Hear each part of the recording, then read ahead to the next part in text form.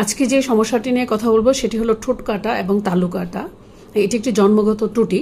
এটি বাচ্চার ঠোঁট থেকে নাকের দিকে একটু ফাঁকা অংশ থাকে এবং এই সমস্যাটি যে বাচ্চাদের হয় তাদের কথা বলা এবং উচ্চারণের সমস্যা হয়, স্বরের সমস্যা হয় এবং খাওয়াতে সমস্যা হয়, নাকে নাকে কথা বলে এবং দাঁত আর মাড়ি গঠনেও একটা বড় বাধা হয় এবং সবচেয়ে যে সমস্যাটি হয় এটা একটা মানসিক সমস্যা। সেই জন্য ঠোঁট কাটা তালু কাটা বাচ্চাদের বাবা মারা অবশ্যই জন্মের পরপর নাক কান গলা বিশেষজ্ঞ এবং স্পিচ থেরাপিস্টের সাথে আলোচনা করে প্রথম যেই অস্ত্রোপচারটি করতে হয় সেটি 3 মাস বয়সে এবং দ্বিতীয়বার যেই অস্ত্রোপচারটি করতে হয় সেটি 9 থেকে 12 মাস বয়সে এবং প্রয়োজনে কারো কারো ক্ষেত্রে 9 থেকে 12 বছর বয়সের মধ্যে আর তৃতীয় অস্ত্রোপচারটি করতে হয় এবং একজন স্পিচ থেরাপিস্টের অধীনে থাকলে তারা অনেক দ্রুত কথা বলতে শিখতে পারে।